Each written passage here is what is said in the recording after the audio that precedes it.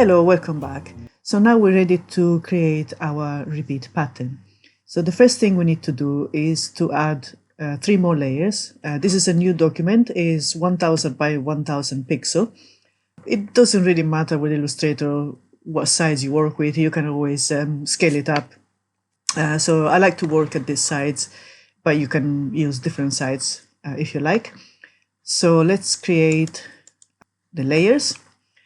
And I will call the top one guide. Then the second one, we call it pattern. Then this one is the background.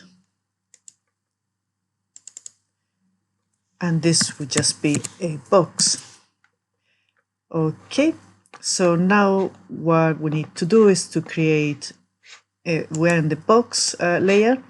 So create a rectangle, the same size of our artboard, so 1000 by 1000. And we need to align it to the artboard. So if you go to align, if this panel is not open, you can always go to Windows and align. So align it to the artboard. So left and top. And this one needs to be without any fill and with no stroke, because this will be your bounding box at the end.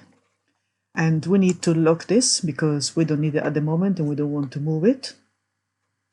And then we can create a rectangle, another one. So if you press M on your keyboard for the rectangle, and this time is going to be half the sides and the same height. And I give it a black stroke. And again, I will align it to the left and the top. And this will be our guide when we are creating the pattern. Okay, and now we go to the pattern layer and we're going to get our motifs that we created before. So the rectangle here is locked at the moment, the yellow one that you see at the bottom. So if I select all my motifs, Control C, then go here and Control V and put them on the side for now. Now I'm going to unlock all. So this will unlock the square. Control C, and then I have to go to the background layer and Control V. And we align it and make it the same size as our artboard. Just to make sure, if we go into properties, you can check here this 1000 by 1000 and is aligned properly. And we're going to lock this as well because we don't want it to move. So if we go to our pattern layer, we can start building the pattern. And let's see, I have duplicated some motifs and I have grouped these two together. And then I'm gonna just speed up now while I make the repeat pattern.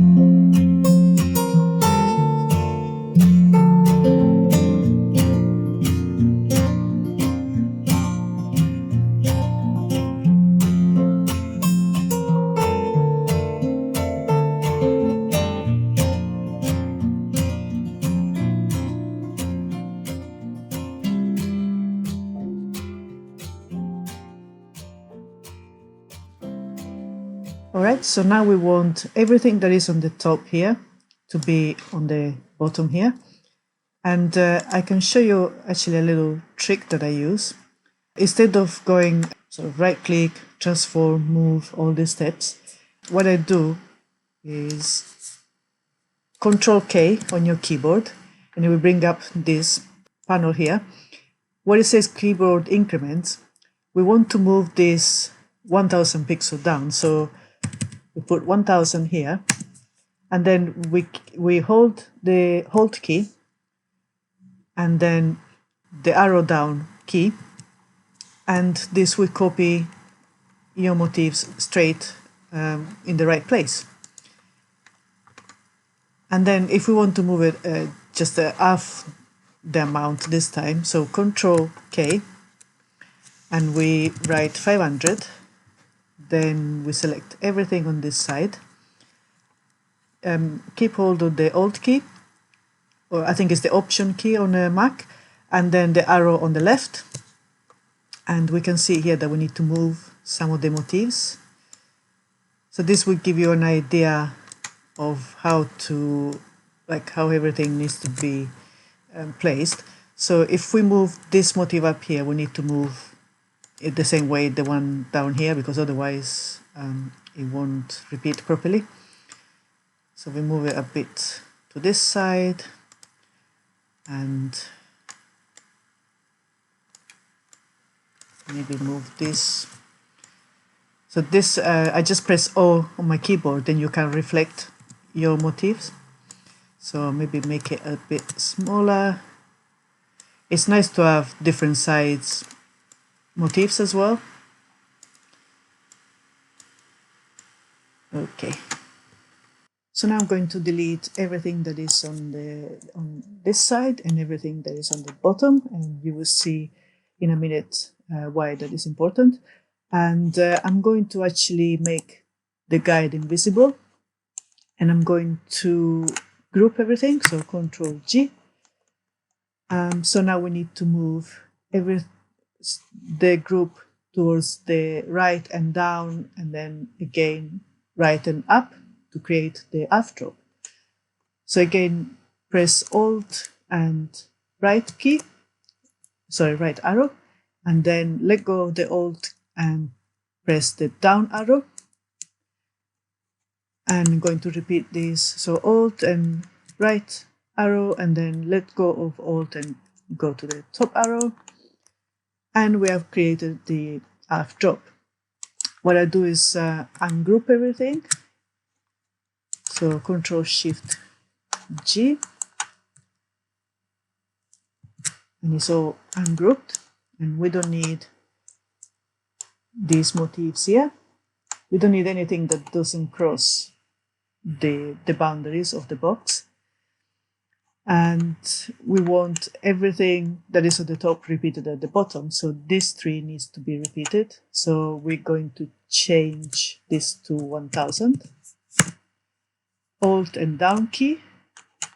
And then everything that is on this side, on the left side, needs to be repeated on the right side. So select everything and Alt and the right arrow. So maybe we need to move this a little bit.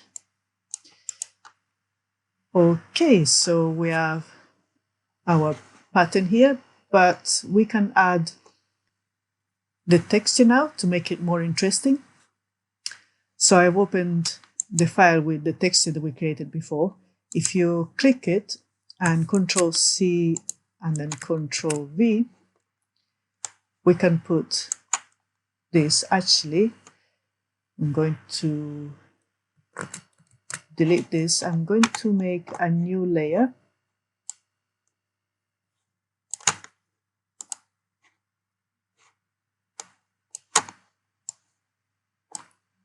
There you go.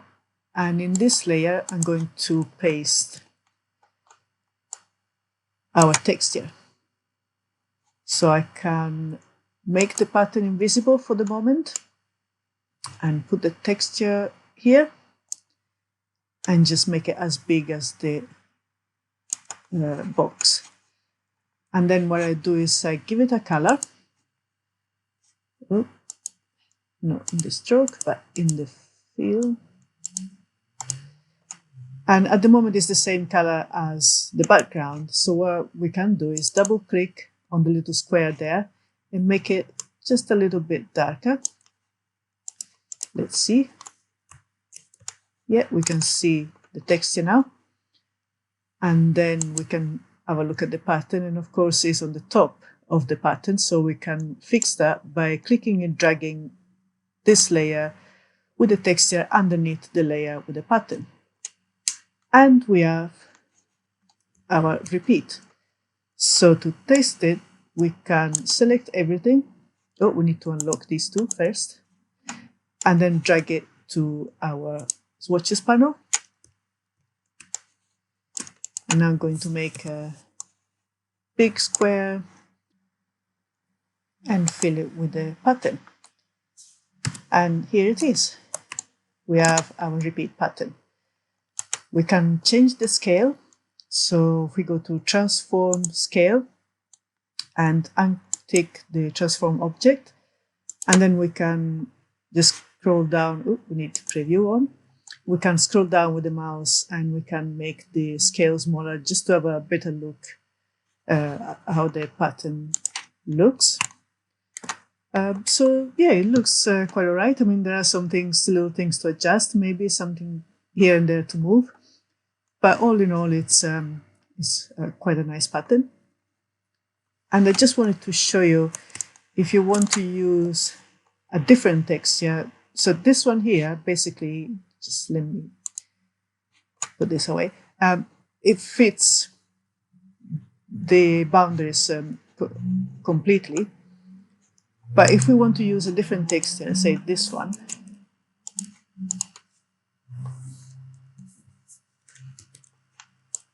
and this overlaps the outside perimeter of your box, then you might want to, or you have to repeat it the same way we repeated the pattern. So for example, we could do it like this and then repeat it on this side. So everything that is on this side will be on this side. It doesn't have to be an half drop, this one, for the texture. It can be just a normal repeat pattern. We can change the color like we did before. Double click this, make it a bit darker. And you can see it, and then we can see the pattern again. Let's get rid of that. And if you want, you can ungroup this and get rid of the excess on this side. There. And then we can do the same thing. Just drag it here. Make it a big square and fill it with the pattern. But I do like the other pattern a bit more. The other texture is quite a lovely texture underneath our leaves. So yeah, this is how you do the half drop repeat. And if you want to have your previous pattern again, all you have to do is just drag it, click and drag it out of your swatches panel, and you will have the pattern again. And then you can just ungroup it and make changes. You can also scale it if you want. If you hold the shift key, you make it smaller and then drag it back into the swatches panel, and you will have a smaller scale for your pattern. And also, I'm going to ungroup this. So if you would like to upload this pattern into Spoonflower, for example, what I like to do is to use the artboard when I save it, and just make sure this is aligned properly. Select the background and make it just slightly bigger than the artboard. So that way, just make sure that it's slightly bigger all around. And that way, when you export it, so it's not over here, I'll just make it a little bit bigger here. So when you save it, you export it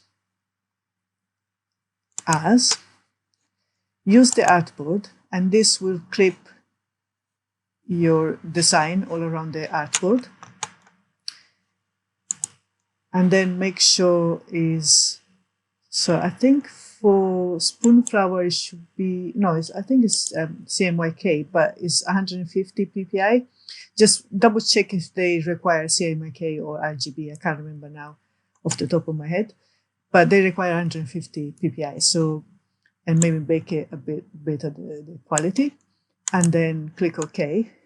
And this will save it with this extra bit here, well, you won't see it, but it will make sure that you won't see that white line that everyone is complaining about when uploading the patterns on Spoonflower. So this should avoid that white line from showing up when you print your pattern. Okay, so I think that's all I can tell you for now about making half drop repeat patterns. And if you have any questions, do let me know in the comments.